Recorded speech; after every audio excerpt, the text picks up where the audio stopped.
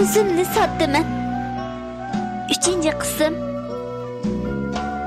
Kechlik tomoq tayyor bo'lg'ay. Mag'firat mehmonxona uyida televizor ko'rib o'ltirgan o'g'li Shahzodga: "O'g'lim, momoni chaqira, tomoq yeb olsin" dedi. Shahzod sakrab taqlig'icha Amina ajining o'jirsiga kirib, momisini chaqirib chiqdi. Oninggacha Mag'firatmo kechlik tomoqni achiqib Amina ajining oldiga qo'ydi. Kechlik tomoq jimjitlik ichida davom etdi. Kechlik tomoq oxirlashib, uxlaydigan chog'da Shahzod momam bilan uxlayman deb jidal qilib turib oldi. Amina aja xo'shalik bilan navrisi Shahzodni hujrasiga elib kirib ketdi. Jimjitlikqa to'lgan uzun kechida Amina ajaga navrisi Shahzodning yenik pushildigan ovozilar hamroh bo'lib o'tdi. Amina aja Shahzodga qaraganicha Abdusalomning kichik vaqtini eslab qolgan edi. Abdusalommo kichik vaqtida opasi bilan birga yetishga amroq bo'lib, doim "Cho'ng bo'lsa, sizni cho'qim yaxshi narsalarni elib berib boqaman" deydi. Inson degan amon o'zgaroladigan narsa ekan. Lekin Amina aja o'g'li va kelinidan qat'iy ranjimaydi. Jimjit kecha uyning ichida Shahzodning yenik pushildigan ovozidan boshqa hech qanday ovoz anglanmaydi. Amina aja cho'nqur xayollar ichida asta uyquga ketdi. Ertasi saharda Amina aja Mag'firatning chaqirishidan uyg'onib, o'rnidan turib, yotgan yerga diqqat qilmayla mehmonxona uyiga chiqib ketdi. Atiganlik nashtani qilib bo'lib, Mag'firat Amina ajining hujrasini yig'ishtirish uchun kirib ketdi. Uzoq o'tmay uy ichidan Mag'firatning qo'pol ovozi anglandi. Amina nimish bo'lganligini bilolmay o'ltirgan yeridan asta turib hujrasiga kirdi. Mag'firat Amina ajining kirganini ko'rib, qapoqlarini turganicha karavotning kirligini Amina ajining oldiga tashladi va "Nima qilganlari bu apa? Cho'pchung odam turib yotgan yerlarga kichik tarat qilib qo'yishdan xijil bo'lmadimi?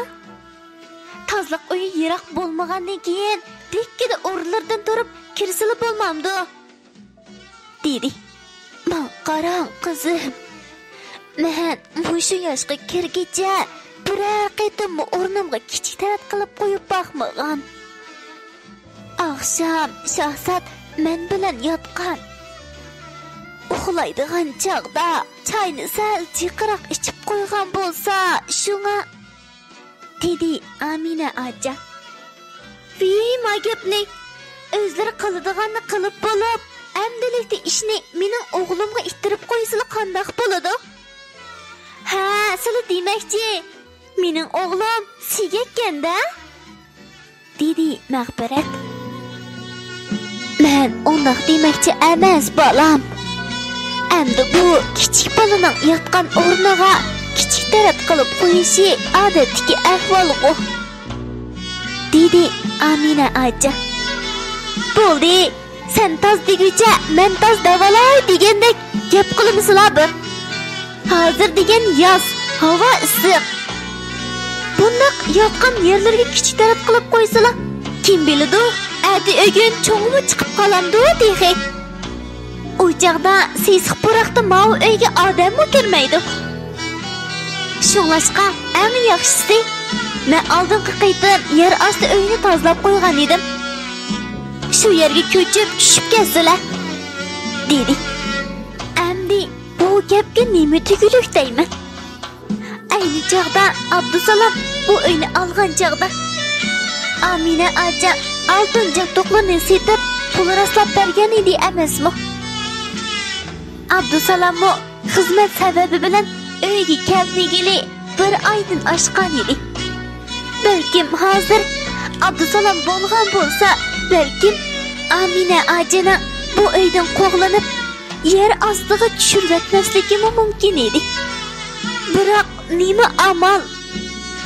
Mag'firat telefonini chiqarib, kimlargadir telefon berib, uyga darhol kelishini aytdi. Uzoq o'tmay uyning eshigi kelib, uyga 3 kishi kirib keldi va Mag'firatning ko'rsatmasi bilan Amina ojining narsa keraklarini yer osti uyga akirib etdi. Amina oji bo'lsa, kresloda miskinlik bilan o'ltiradi. Mag'firat deganidek oxiri Amina ojini yer osti uyga ko'chirib etdi. Amina oji yer ostiga tushib ketish oldida Mag'firat onunga: "Bana qarasla apa, endi sizga ortiq gap qiladigan odammi yo'q? Kiyimni pokiz kiyamla, maynat kiyamla, axlat tiramla, tamamla o'zingning ishi. Ha, rost. Yana bir gapni deb qo'yay. Sizlar mau uydan ko'chib ketgan bilan mahalladan ko'chmadilar. Shunlashqa men yana bir qaytim deb qo'yay. Yurish-turishlarga sal diqqat qilala. Kimning apsikan desa, Mag'firatning qiynonisi desa, odamning yuziga sat bo'ladigan ish. Endi qolgan ishlarni deymisanmi, o'zlari bilala. Kechki tomoqni uylarga olib tushib beraman. Chiqib yurmaslimi bo'ladi? Ma'qul emisa?" dedi. Hamda ishini joqqida yepib kirib ketdi. Shu topda Amina oji xuddi birarsi pirqiratib tashlab o'tgandek bo'lib qolgan edi. Yuraklari sanjilib og'rib ketayotdi. Shu topda Amina oji o'zini shundoq ching tutib olmasa, pangida yig'ilib etishi aniqli edi. Amina oji o'zini shunchalik tasida tutib olib, asta qadamlari bilan yer osti uyiga qarab tushib ketdi. Ana degan shundoq kang qo'rsoq bo'ladi ekan. Farzandlari mayli qandoqli xatolik qilsin, kechirib yetadi ekan. Farzandlarining chehradagi xushalliqdan o'ziga olamcha baxt topadi ekan. Amina oji yer osti uyga tushib, eshikni ochdi va uyga kirib, o'zimi sezmay yig'lab tashladi. Yer osti uyning bir bo'ling'iga yo'ldoshi Abbos akaning rasmi iziqliq turadi. Amina oji rasmning oldiga kelib, o'zini qo'yib etib yig'lashga boshladi. Muzdek jasadini quchoqlab, nola qilgan chig'imdala. Men allaburun o'lib bo'lgan. Faqat balang uchun o'ri turyapman. 30 yil bo'ldi. Bechora chidim. Par iza ahanetga chidab keldim. Balalarning dardini yetkichi tatdim. Hozir o'ylaydiganim, yaningga berib yetib olg'um bor. Balalarning ko'ziga sat ko'rinib, ularning orasiga qisilib olg'um yo'q. deb maydisiga o'rib, nola qilib yig'layotdi. Amina ojining nolasiga yer osti uyning chiroqlarimi chidimida bo'lg'ay. Uyning chirog'i bir o'chib, birer minutdan keyin qayta yenib qoldi. Amina oji asta o'rnidan turib, bir bo'longa qo'yib qo'yilgan ko'ni karavatning ustiga yotdi. Karavat xuddi hozir sunib ketadigandek qattiq g'irslab ketdi. Amina oji yig'ilganicha unsiz yotadi. Boy Mag'firatning degan gapi bekli ig'ir kelgan bo'lib, Mag'firatning gaplari Amina ojining quloq tubida qayta jaranglaydi. Amina oji mayli pokiz kiyim giysin, mayli maynatni giysin, mayli saq bo'lsin yoki saraq, nimani bo'lmasin, Abdusalomni saq salomat beqib cho'nqildi emasmi? Uning ustiga Amina ojining yeshi bir yerga borgan tursa, Mag'firatning undaq gaplarini qandoqmi ko'taralisin?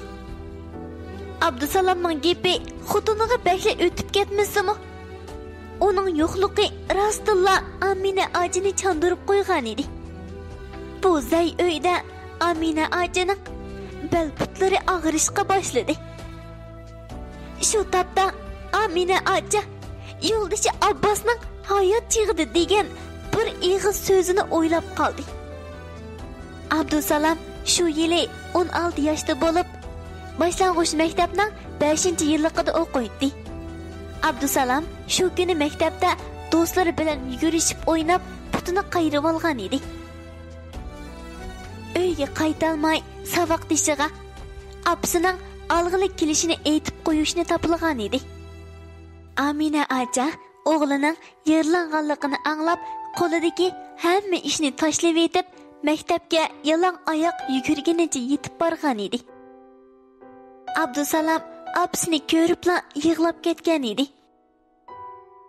Amina aja o'g'liga qarab iliq kulimsirganicha, "Apaq o'g'lim, diqqat qilib o'ynasang bo'lmasmidi, ha?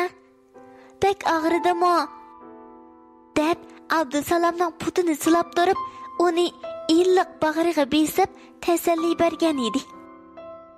Amina aja aldirashchilikda mashinada o'ltirg'idek pul elib olmag'achqa, Abdusalomni hapash qilganicha uyga qaytgan edi.